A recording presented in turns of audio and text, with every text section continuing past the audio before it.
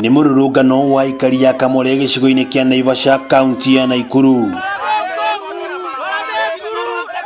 Mateta mao makierekerio kuri atongoria ao aria marauga ni mamariganirwo.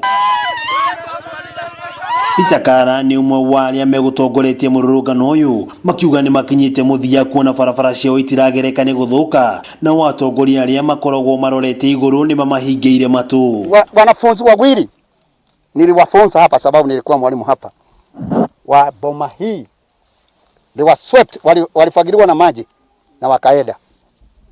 Nilikuwa na gari zangu bili mimi mwenyewe niliziuza sababu hakuna barabara. Muingi uyu uri na ruo ruingi rwa ngoro ni maririkanite uri andu atatu wa ituura riri makwiriire barabara-ini magitwarwo thibitari makiuga ni undu wa giconoko kuona ituura tariri ritire na barabara njega na ni marihaga magoti o ta andu aria angi. Juzi tu neighbor wangu Patrick Mudhui pale si alikufia juu ya pikipiki akipelekwa hospitali, alifariki akiwa watene hao hapa.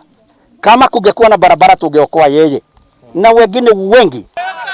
Nimehitite gukinyukia ikinya rihiu angikorwo mateta mao matikumurikwo makiuga matigwitikira kuona atumia ritu magithinika ringi ni wagi wa wigiriki wa atongoria. Barabara cia ituura riri ni itithagiriria na njira nene hari wonjoria gatagati ka muingi wa matura ngurani thiini wa kaunti ya Naroko, Nyandarua undu umwe na Kiambu. Muingi uyu kiuga angikorwo barabara ici no cithondekwo no makorwo na gikeno kinene. Tunaomba na ingine natoka hapa Nyandarua tunateremka hapa, tunaomba tutengenezewe hii barabara kwa sababu tunajua hakuna kitu taweza kuendelea bila kuwa na barabara.